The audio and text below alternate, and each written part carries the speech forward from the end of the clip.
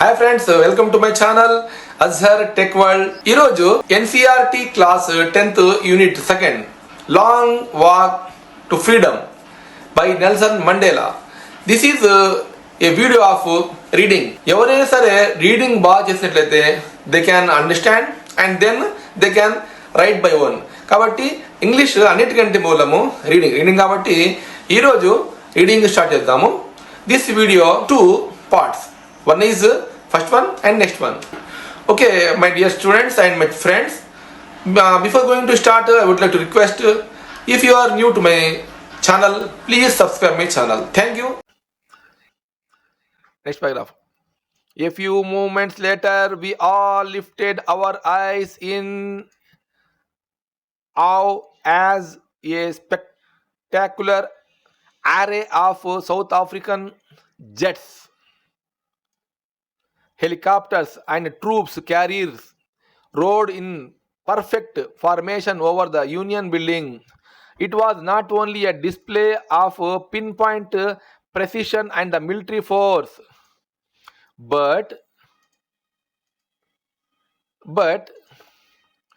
a demonstration of military loyalty to democracy, to a new government that had been freely and fairly elected only moment before the highest generals of South African Defence Force and Police, their chests bedecked with ribbons and medals from days gone by, saluted me and pledged their loyalty. It was not unmindful of the fact that not so many years before they would not have saluted but arrested me. Finally, a chevron of Impala jets left a smoke trail of black, red, green, blue, and gold of new South African flag. The day was symbolized for me by the playing of our 2 national anthems and the vision of the whites singing Kosi, Siklel, and Africa, and black singing Die Stem, the old anthem of Republic. Although that day neither group knew the lyrics of the anthem they once despised, they would soon know the words by heart. On the day of inauguration, it was overwhelmed with a sense of history. In the first decade of 20th century, a few years after the bitter Anglo-Boer War and before my own birth, the white-skinned people of South Africa patched up their differences and they erected a system of racial domination against the dark-skinned people of their own land. The structure they created formed the basis of one of the harshest, most inhumane society of the world has ever known. Now, in the last decade of the 20th century and my own 8th decade as a man, that system had been overturned forever and replaced by one that recognized the rights and freedom of all people, regardless of the color of their skin. That day had come about through the unimaginable sacrifices of thousands of my people whose sufferings and courage can never be counted or repaid. I felt that the day and have on so many other days that I was simply the sum of all those African patriots who had gone before me. That long and noble line ended and now began again with me. I was pained that I was not able to thank them and that they were not able to see what their sacrifices had wrought. The policy of apartheid created a deep and lasting wound in my country and my people. All of us will spend many years, if not generations, recovering from the profound hurt.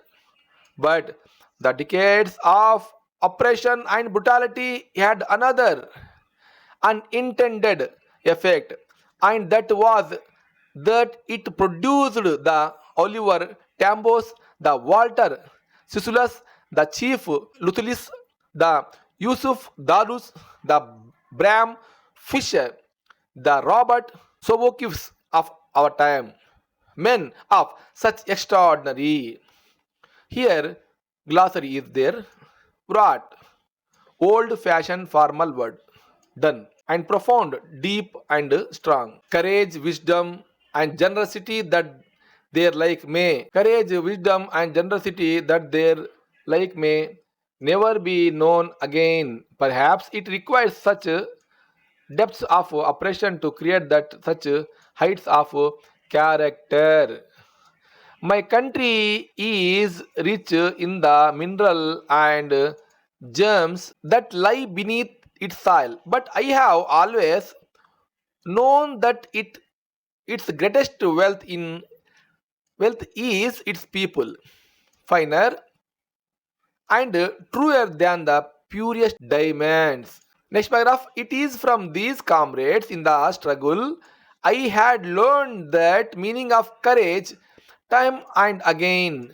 I have seen men and women risk and give their lives for an idea. I have seen men stand up to attacks and torture without breaking, showing a strength and resilience that defies the imagination. I learned that courage was not the absence of fear, but the triumph over it. The brave man is not he who does not feel afraid, but he who conquer that fear. No one is born hating another person because of color of the skin or his background or his religion. People must learn to hate, and if they can learn to hate, they can be taught to love.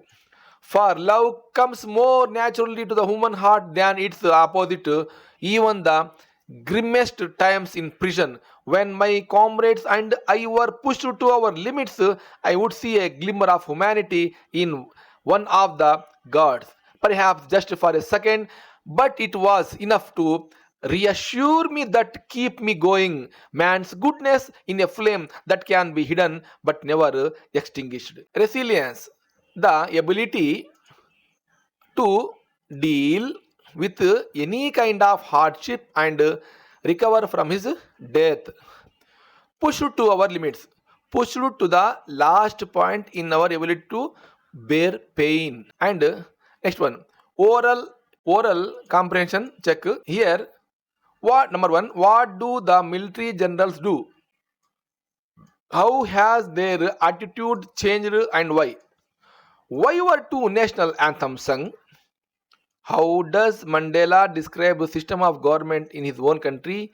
Number one point, in the first decade, and second point is in the final decade of the 20th century. Next question, what was the courage mean to Mandela? Which does he think is natural to love or hate? In life, every man has a twin obligation to his family, to his parents, to his wife and children, and he has obligation to people, his community, his country.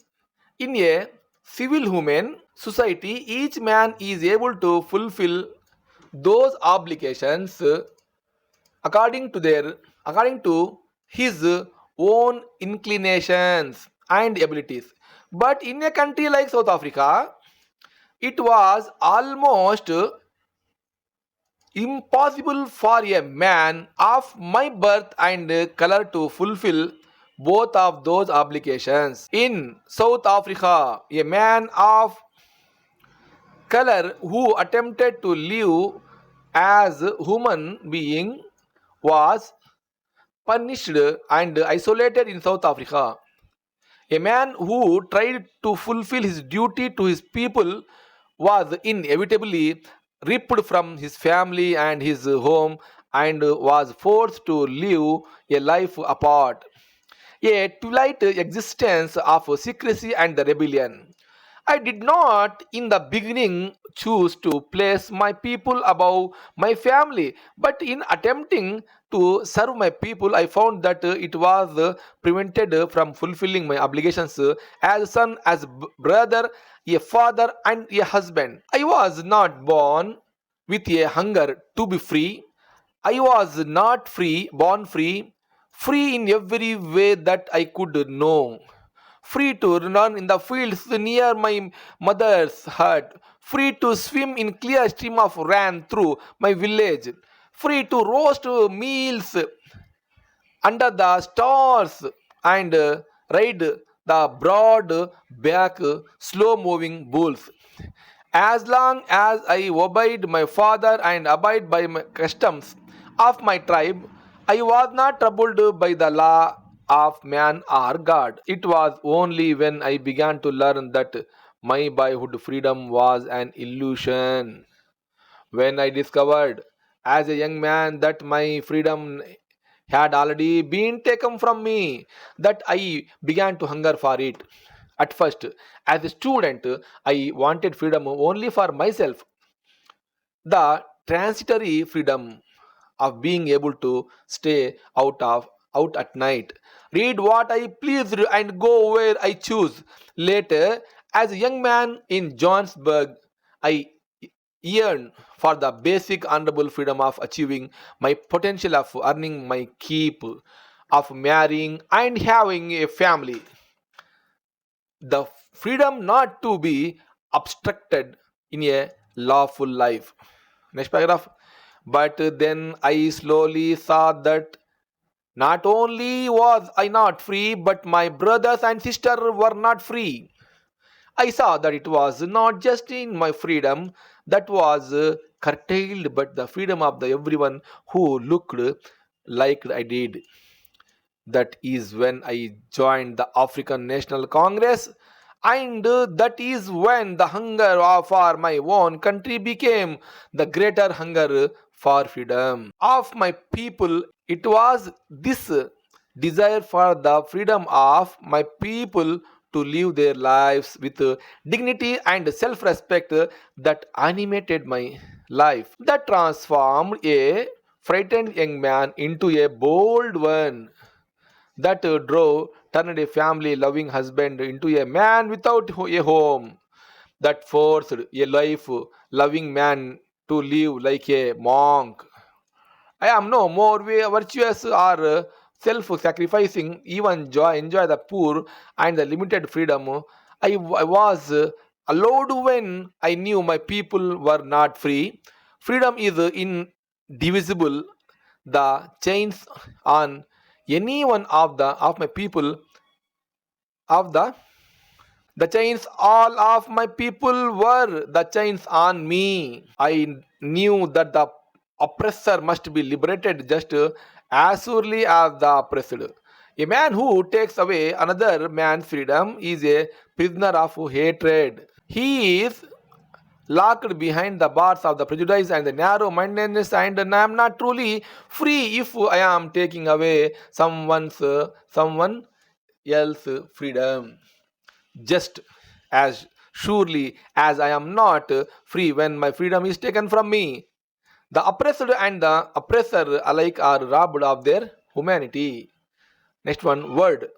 Prejudice, a strong dislike without any good reason. Oral comprehension. What twin obligations does Mandela mention?